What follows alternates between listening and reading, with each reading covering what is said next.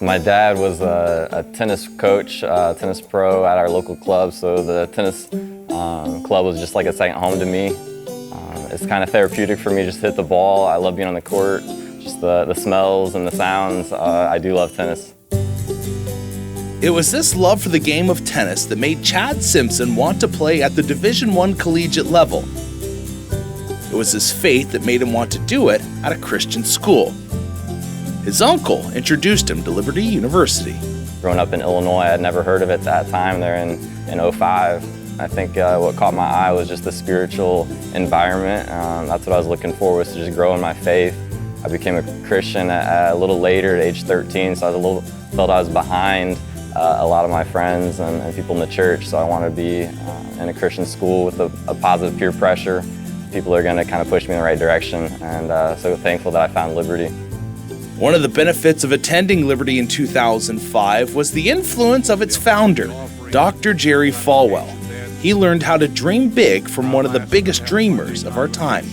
Hearing him talk about his vision and all the hard work and all the prayers to accomplish it, and to think that I was a benefactor of this one man's vision, and then for me to be on campus and start having those prayers and times with God, to ask him, God, what do you want me to do with my life?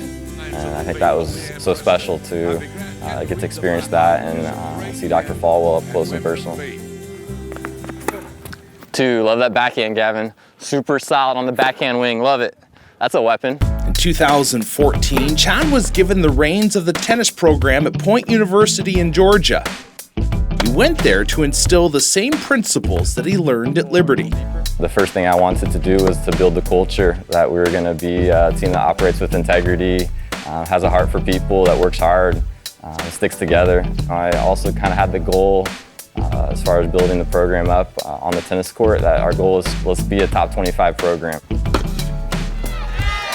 In just a few short years, Chad's team has indeed risen to become a top 25 NAIA program. Yet while achieving this on-court success, he noticed a common challenge facing his student athletes. It was December of 2017 that I was at my in-laws' house for Christmas break, and I get the email with our final grades from the semester. I open it, and my heart just sinks. I'm crushed to see just another first semester freshman mess up big time on some classes. And in my first 4 years here, every first semester I had at least one, whether it was a major slip up or a small one. And so I just felt responsible as their coach and their leader, so I thought, hey, let's try to do something to help them. And so I decided this last fall that I'm going to meet with all my freshmen once a week and walk with them and be alongside them while they're making these tough decisions on what major should I choose, should I date this person, and just kind of be there for them in a support role and in a mentor role. I did see some growth and some maturity in them, and it was an amazing semester to walk with them and journey with them. While Chad continues building on this athletic and academic success, he believes his most significant impact can't be measured by wins, losses, and grades. Probably the highlight of my coaching career so far was, one of these guys came in and he wasn't a Christian when he showed up, and he accepted Christ there in October, and we had the blessing of baptizing him in the lake.